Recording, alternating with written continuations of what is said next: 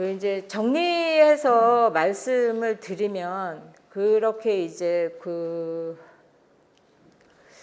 여러 가지 이제 이 산업의 변화 그리고 그거에 따른 인구의 변화 이런 걸 통해서 여러 가지 주거 정책의 변화, 주거 형태의 변화, 또 주거지의 변화, 주거 거리의 변화 이런 것들이 이제 있어 왔는데 이게 이제 한 2000년대 들어서면서 우리나라가 이제 1997년에 뭐 겪었죠?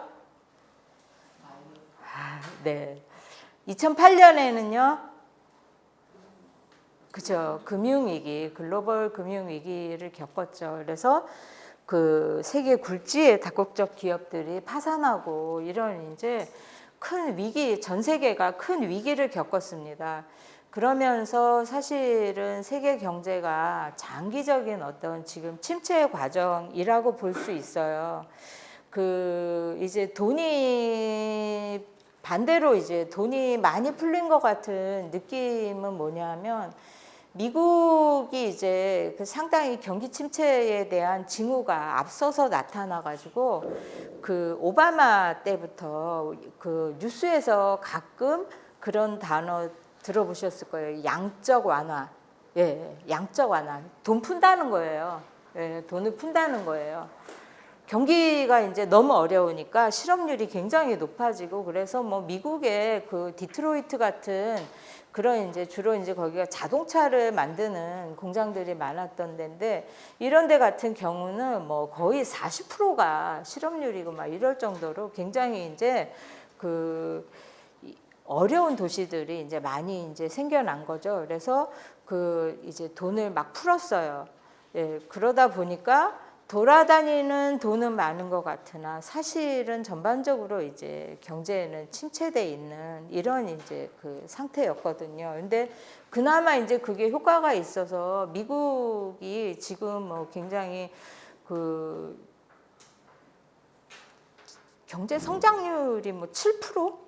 예, 올해 7%뭐 이렇게 7%라고 하는 거는 굉장한 이게 막 정말이라면 굉장한 수치거든요. 뭐 중국이 잘 나갈 때 7%. 예. 옛날에는 뭐 중국, 인도 같은 경우는 초기 성장할 때 10몇 %씩 성장했어요. 그런데 그게 이제 한풀 꺾이면서 이렇게 이제 구간이 이렇게 갈 때에 7%대만 유지돼도 이거는 대단한 거였거든요.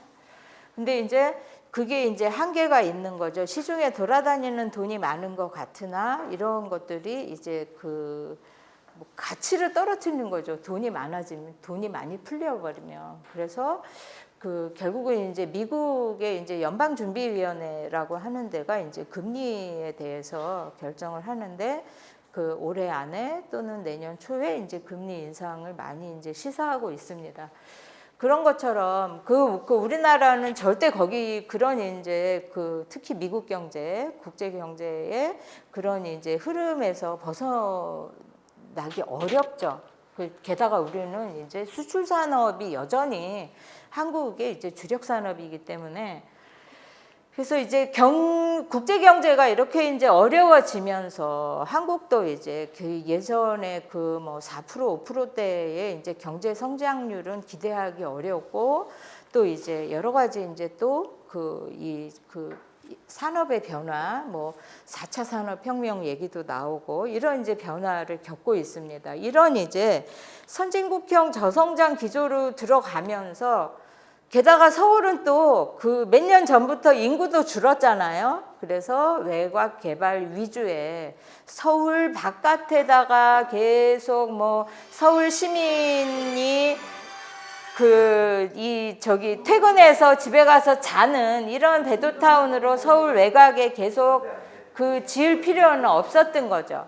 그래서 이제 서울 원도심, 원래 서울 내부에 대한 고민, 여기에 대한 그런 어떤 우리의 새로운 전략이 필요하겠다. 이렇게 이제 어떤 방향이 전환이 된 거죠.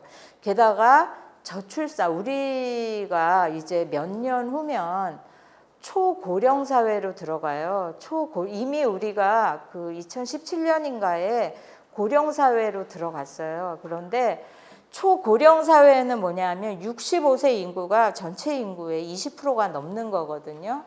그런데 우리가 현재 예상으로는 2025년에 초고령 사회로 들어가고, 이 한국이 초고령 사회로 들어가는 이 속도는 전 세계에서 가장 으뜸입니다. 전 세계에서 아직까지 한국 정도로 빠른 속도로 초고령 사회로 진입한 나라가 없었어요. 네. 게다가 결혼 잘 안 하죠. 못 하죠. 그죠? 또 가치관도 많이 바뀌었어요. 요새 이제 텔레비에서 요새 부쩍 MZ세대 뭐 이렇게 얘기하는데, 젊은 세대, 넓게 잡으면 나이로 따지면 넓게 보면 한 지금 20살에서 40세 정도까지이고, 조금 좁혀서 하면 뭐 20대에서 한 뭐 20대까지 아니면 30대 중반까지 이렇게 이제 일컫기도 하는데, 가치관도 많이 바뀌었어요. 그래서 아이를 안 낳아요. 2명이 결혼해서 2명 낳아야 똔똔인데, 예, 우리 지금 출산율이 1이 안 되죠, 아마. 네, 1이 안 될 거예요. 0.8인가 0.9인가 그럴 거예요. 예, 그렇습니다. 그래서 더 이상은 뭐 그런 막 그냥 급하게 양적으로 막 때려박고 이런 것들이 필요하지 않은, 예, 새로운 전략이 필요한 그런 시점이 된 거죠. 그래서 이게 이제 우리나라 도시 재생이 왜 이제 우리는 왜 어떤 고민을 가지고 어떤 가치와 목표를 가지고 도시 재생을 하려고 하냐라고 하는 것을 국가 도시재생 기본 방침이라고 하는 게 있어요. 여기에서 이제 그걸 얘기하고 있는데, 읽어보시면 재밌어요. 그 국가도시재생 기본 방침이라고 해서 몇 페이지 정도 되는데, 혹시 저거 얘기 들어보셨어요? 주거환경 관리사업, 주한사업 얘기 못 들어보셨어요? 중랑구에도 이제 이 사업구역이 몇 개 있는데요. 이 도시 및 주거환경 정비법, 예를 들면 지금 재건축, 뭐 이렇게 주거지, 새로운 주거지를, 규모화된 주거지를 짓는 거는 전부 이 법의 적용을 받습니다. 네. 이 법에 의거해서 하지 않을 수가 없어요. 그런데 그 정도로 이제 정비법은 그야말로 정비법이었어요. 굉장히 물리적인 도시 인프라 정비와 관련되는 그런 법이었는데, 2011년에 주거환경 정비법이 개정이 되면서 거기에 이제 뭐라 그럴까요? 이 소프트웨어적인 주민의 어떤 삶과 관련되는데 물리적이지 않은 것까지 배려하도록, 예, 이제 법이 개정이 됩니다.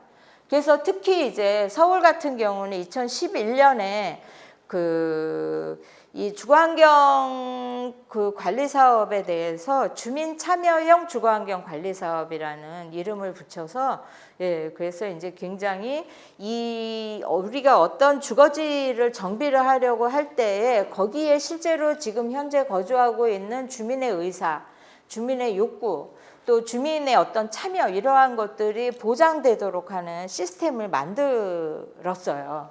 예. 그러다가 그래서 이제 현재 이 주거환경 정비법에 근거해서 또 서울에는 서울시에 또 조례가 있을 거 아니에요. 그거에 근거해서 현재 서울에서 진행되고 있는 관리형 주거환경 개선 사업 지역이 84개 정도 됩니다. 이러한 것들을 가지고 이제 요거는 요 주거환경 정비법에 근거한 사업구역은요, 조금 작아요. 면적을 작게 잡아요. 그래서 한 5만 평방미터? 예. 우리 여기 평방미터 어떻게 되죠? 여기 14만? 24만? 네. 여기는 이제 5만 정도, 5만 평방미터 내외로 합니다. 2013년에 이제 법이 제정이 되고요. 2014년에 도시재생 국가선도사업이라는 게 이제 그 착수가 돼요. 그 우리가 제일 처음에 도시재생 얘기 들었을 때 어느 동네 얘기 들으셨던 거 기억나세요? 그죠? 네. 창신승인이 그때 당시에 이제 이때 국가선도사업에 선정된 지역이에요. 서울에서 창신승인 하나가 이제 선정이 됐어요. 그래서 그 창신승인이 이제 3년간 그 2017년에 이제 사업을 마무리하는데 그 우리 중랑구에 그 봉제업 운영하시는 분들이 창신승인에 계시다가 오신 분들이 진짜 많아요. 네. 그 여기 근데 이제 거기는 아무래도 이제 그 동대문이 요새는 많이 조금 그 동대문 그 패션 시장이 많이 약화가 됐지만 그 정말 잘 나갔었잖아요. 그래서 막 해외에서 막 그냥 그 물건 사러 그 해외 바이어들이 그 뭐 큰 바이어도 아니고 소규모 소상인들이 막 올 정도로 그랬는데 거기가 이제 아무래도 여러 가지 이제 공장이 입지라든가 임대료라든가 이런 것들이 여건이 맞지 않으니까 예, 이제 그 훨씬 더 이제 좋은 조건의 중랑구로 이제 많이 이주해 오셨어요. 그래서 중랑구에 이제 봉제업체 사장님들 만나면 그 창신승인의 그 스토리를 하나씩은 많이 가지고 계세요. 그렇게 해서 이제 국가 선도 사업을 해봤어요. 선도 사업을 해봤더니 아 이게 이제 그 창신승인 같은 경우도 딱 3년 했는데 아, 사업 기간이 너무 짧다 뭐 이런 생각도 들었고 또 이제 이 제가 뒤에 말씀드리겠지만 도시재생이라고 하는 게 어쨌거나 이제 공공의 재원이 투입되는 이런 사업인데 이러한 것들이 이제 이 사업 이후에도 좀 지속적으로 유지되기 위해서는 그러기 위해서는 주민들의 능동적인 참여와 관심 이런 것들이 필요한데 그런 것들은 아, 단기간에 되는 건 아니구나. 아예 도시재생에 처음서부터 그런 고민을 가지고 준비해 나가지 않으면 안 되는구나. 이런 것들을 그 창신승인뿐만 아니라 국가선도 사업에 참여한 다른 데는 이제 지방들이거든요. 예, 그런 걸 통해서 이제 정부가 배운 거죠. 그래서 요 사이에 사실 하나가 더 있어요. 2016년에 또 시범 사업이라는 걸 해봅니다. 예. 근데 이제 그거는 이제 시범 사업이고 이 2017년에 이제 본격적으로 도시재생 뉴딜 사업이라고 하는 것을 사업을 브랜드를 만든 거죠. 국토교통부가. 그래서 2017년부터 뉴딜 사업이 진행이 돼요. 그래서 우리 서울의 도시재생 지역이 지금 58개소인데 58개 지역인데 그 2017년 이전에 선정된 곳은 뉴딜이 아니에요. 그냥 창신승인은 국가 선도 사업이었죠. 나머지는 그냥 서울형 도시 재생 사업이었어요. 네. 뉴딜 사업이 브랜딩이 된 다음부터 국토교통부의 선정을 받은 지역은 서울형인과 동시에 그 뉴딜입니다. 그래서 이게 이제 시점이 갈리는 게 세운상가 도시재생도 얘기 들어보셨죠? 세운상가 도시재생 같은 경우도 요거 전이거든요. 요거 전이어서 그냥 서울형 일기예요. 예. 그래서 서울형으로 따질 때 우리가 1기, 2기, 3기, 4기까지 지금 가는데